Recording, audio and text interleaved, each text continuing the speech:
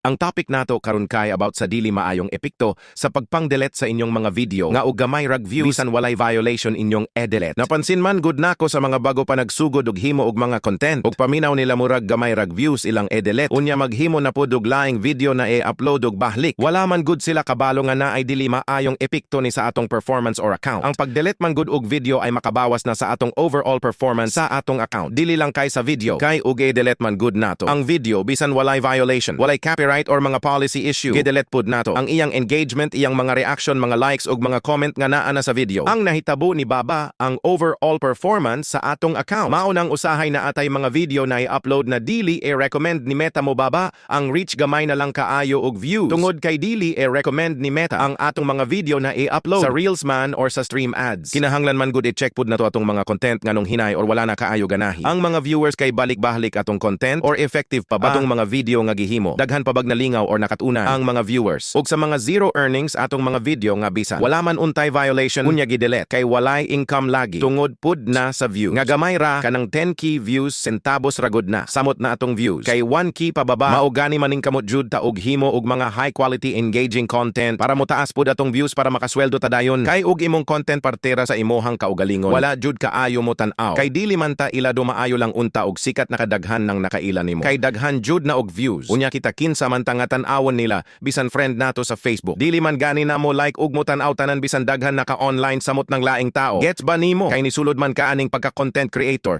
kay gusto ka mahimong vlogger. Maong maghimo jud og nindot nga video nga maka-entertain jud sa mga tao nga tan-awon kanila. Comedy or seryoso ba na? Tutorial or mga tips ug uban pa daghan mang video na pwede makapadani sa mga tao nga tan-awon kanila. Parihas anang mga social experiment, mga public prank ug uban pa. Basta ayaw lang sa jud nang about lang sa imong kaugalingon. Pwede man pero ayaw lang kaayo permente ha. Gawas lang og daghan naka og followers, viewers, sikat naka, ilado naka. Kay pwede nakadiha mag video og about lang sa imong pang-adlaw-adlaw na trabaho, kumbaga life vlog. Kana pwede na kay sikat naman kana na may daghang nagatang sa imong video nga i-upload. Parihas ni Bites King Kong kay lamo pila na kabulan. Wala na siya i-upload daghan kaayo nagpost mga content creator. Nga asa naman si Bites King, di ba?